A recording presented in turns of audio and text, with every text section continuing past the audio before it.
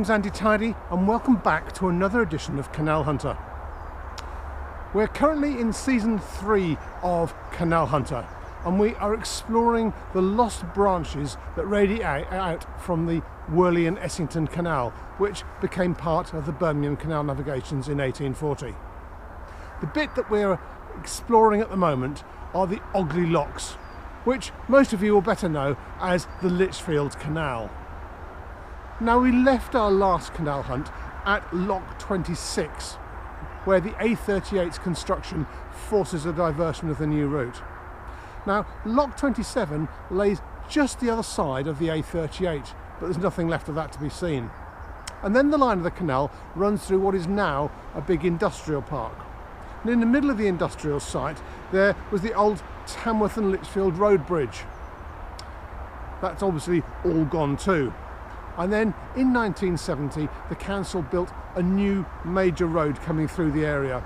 And that again laid right across the line of the canal. But in this case, there is no bridge because the canal had already been decommissioned.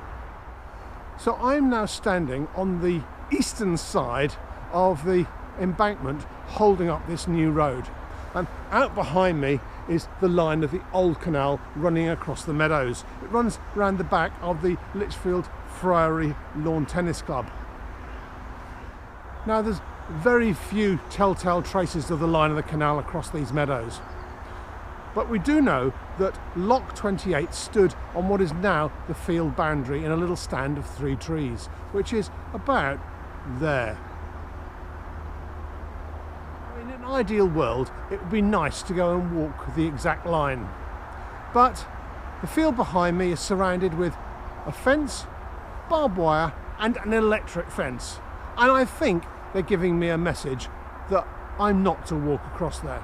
So I'm going to go around the back of the tennis club and pick up the line, hopefully where I can get a better view of that stand of trees where Lock 28 used to be.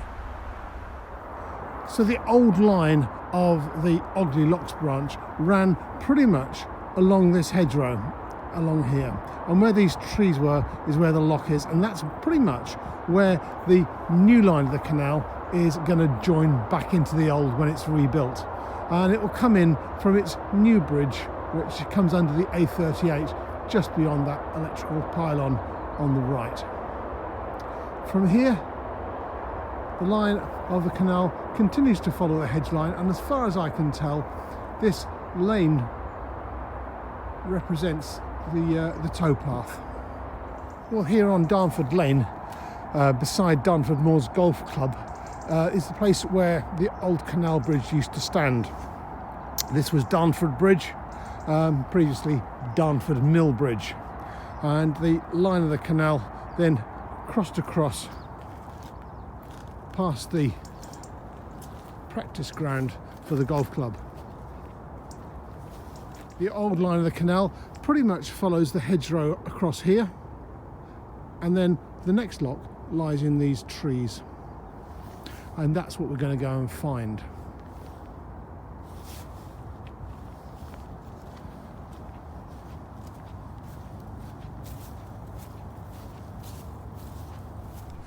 Now, I could go bundling my way across the golf course. Indeed, that's what I would normally do, trying to follow the exact line of the old canal.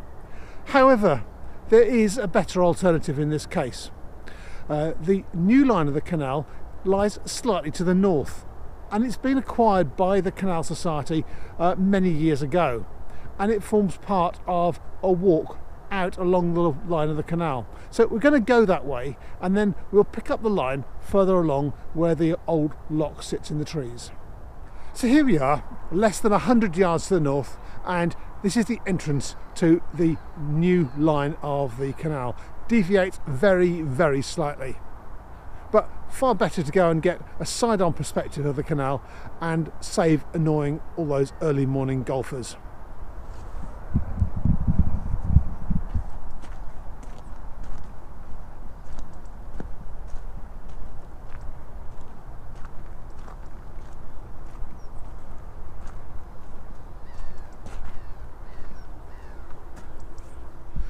Now the reason for the diverted route becomes very apparent here. You see, Lock 29 isn't going to be restored. In fact, it's going to be bypassed and the canal is being dug out at a much deeper level. So where I'm standing now is where the canal will be. And by coming around and avoiding the lock and making a bit of a cutting, it means that you can get the line of the canal underneath the lane without recreating the old humpback bridge, which is a hazard to traffic. And walking through this box culvert makes you realise just what a major engineering undertaking it is to restore a canal. And the Lichfield Canal, more than many, is crossed by so many roads and railways. So they've had to come up with major engineering solutions to get underneath them, or indeed, in the case of the M6 toll, going over it. These box sections have been sitting here and were built many years ago and are just waiting to get underneath the lane behind us. And of course the canal will then continue through the golf course in the channel ahead.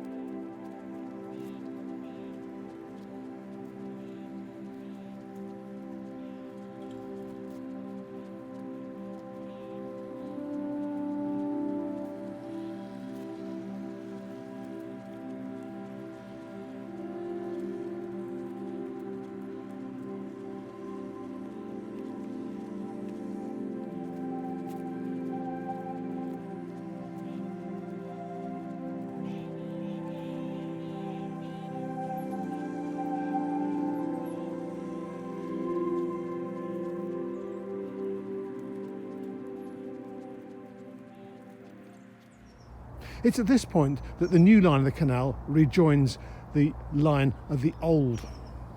And right behind me is our winding hole. Convenient, also expedient. It happens to be the point where the old line continued on through this way. And that takes us into the site of Lock 29. So let's go and see if we can find any built remains of this lock. So after a bit of a scramble at the bank, here we are.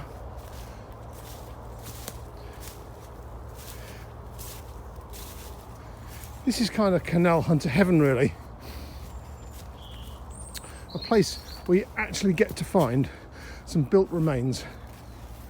And it's not often you can walk right through the chamber of an old abandoned lock. Now remember, this lock is never going to be used again, because it raises the canal up to a level which would necessitate a humpback bridge.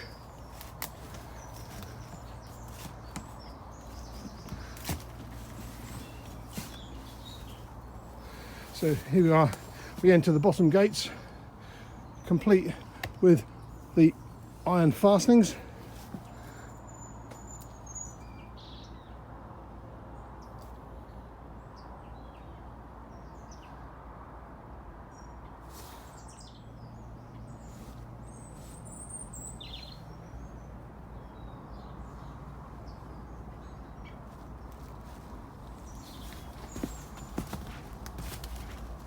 It looks like the north wall has pretty much been collapsed into the lock itself.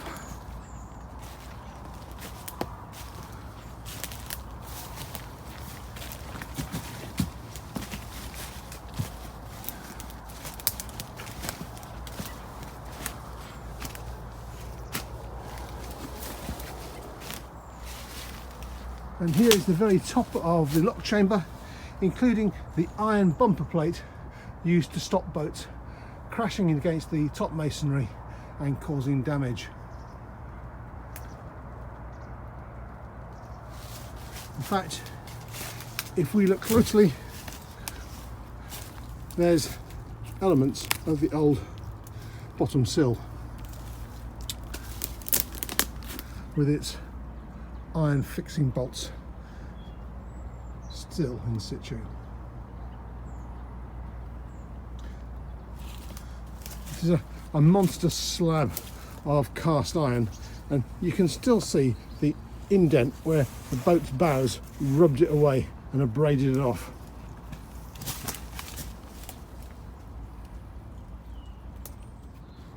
And immediately above the top sill there's the intakes for the sluices to take the water through. We'll go around and have another look at those.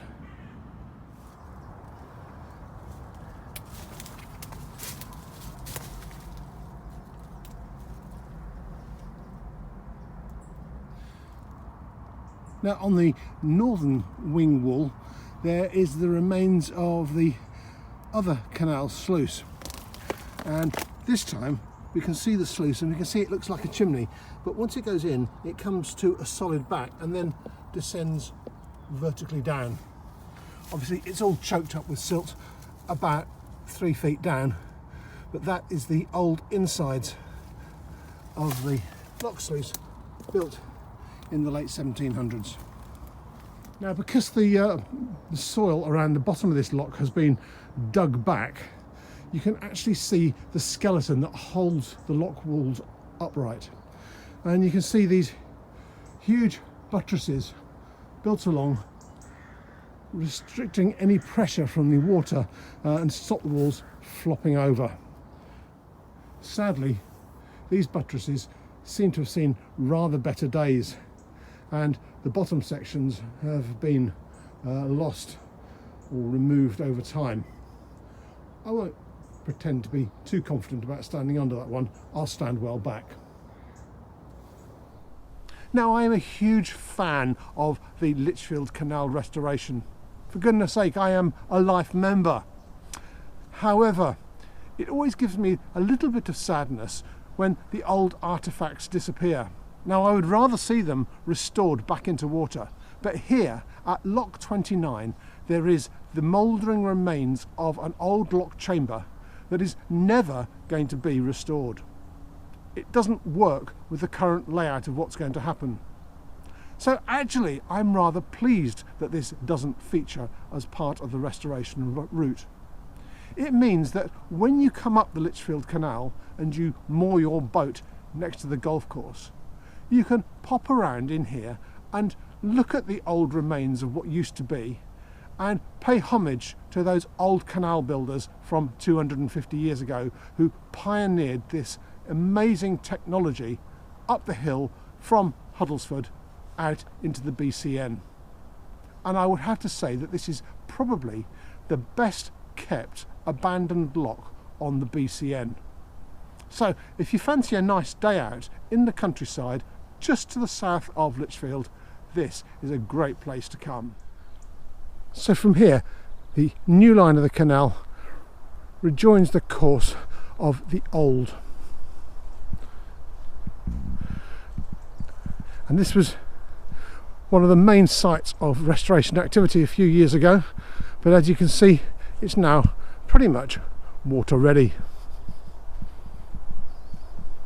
Well, apart from putting in waterproof membrane, protective covering, clay and stuff like that, but the actual channel itself is pretty much dug.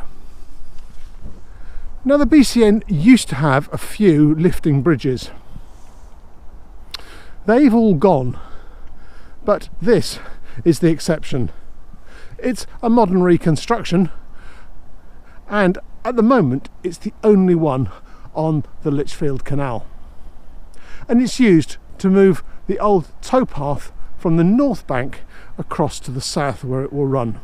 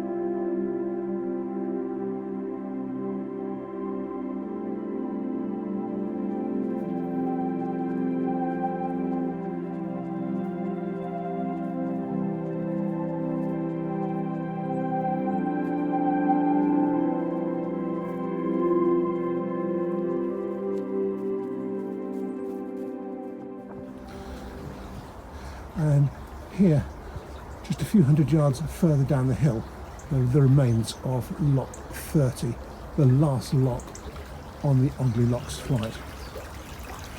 Like its cousin just upstream at Lock 29, some of the old lock fittings still remain in place. But in this one, a substantial flow comes into the canal through an old iron pipe, and from here on the canal is in water.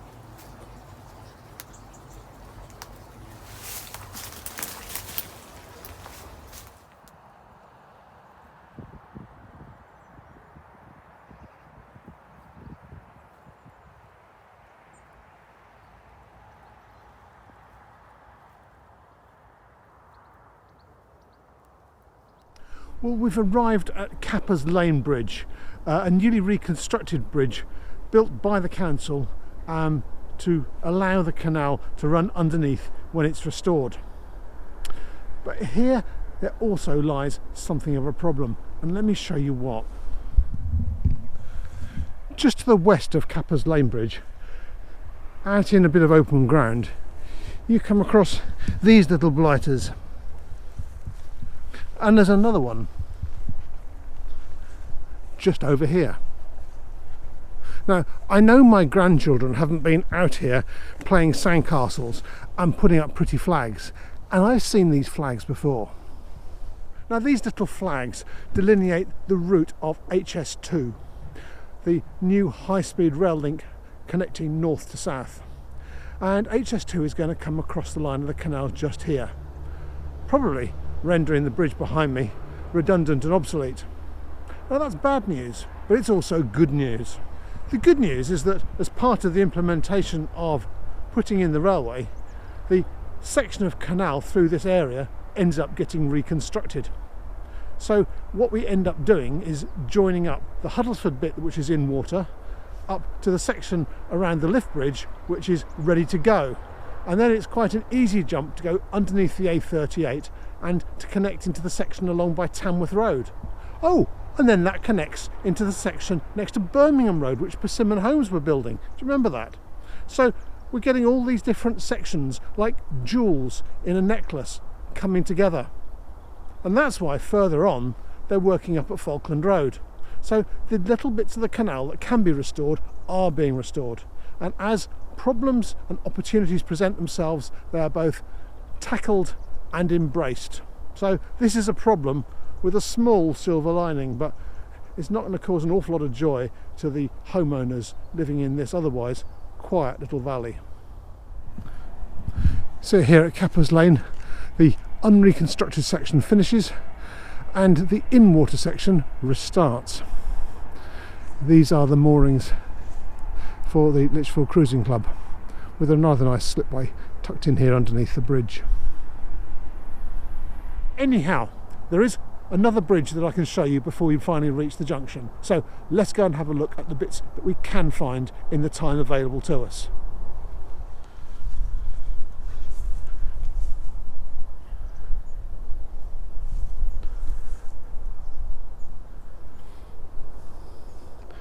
This is Wyrley Lane Bridge. Don't think there's much lane here anymore. Maybe just the merest hint of a footpath. Finally reached our goal. Huddlesford Junction is behind me. The point where the Wyrley and Essington's Ogley Locks joined the Coventry Canal. One of the Birmingham Canal Navigation's two routes out to the east. As you can see, Huddlesford Junction today is alive with activity. It's the home of the Lichfield Cruising Club, and they occupy the first half a mile of canal which remains in water all the way up to Capper's Lane Bridge. Now, I feel I've achieved this in the nick of time. Today is the 4th of November 2020. It's the day before the second coronavirus lockdown, and I was determined to get Series 3 finished before lockdown starts. You'll remember that I was interrupted as I was filming Series 3 in Lichfield for the last lockdown in March. So, job completed. Thank you for sticking with me for this long, epic voyage all the way from Wolverhampton down here to Lichfield. During this series we have explored the lines of over 30 miles of lost canal. That's over half of the total tally of 60 miles of the BCN which disappeared in the 1950s and 60s. So, thank you for sticking with me. I hope you've enjoyed this series, and there will be another series, Series 4, coming up. And for that we're going to go onto the far side of the watershed over to the Stourbridge and the Dudley side of the hill. But anyhow, for Series 3, thank you, goodbye and happy hunting. Cheerio.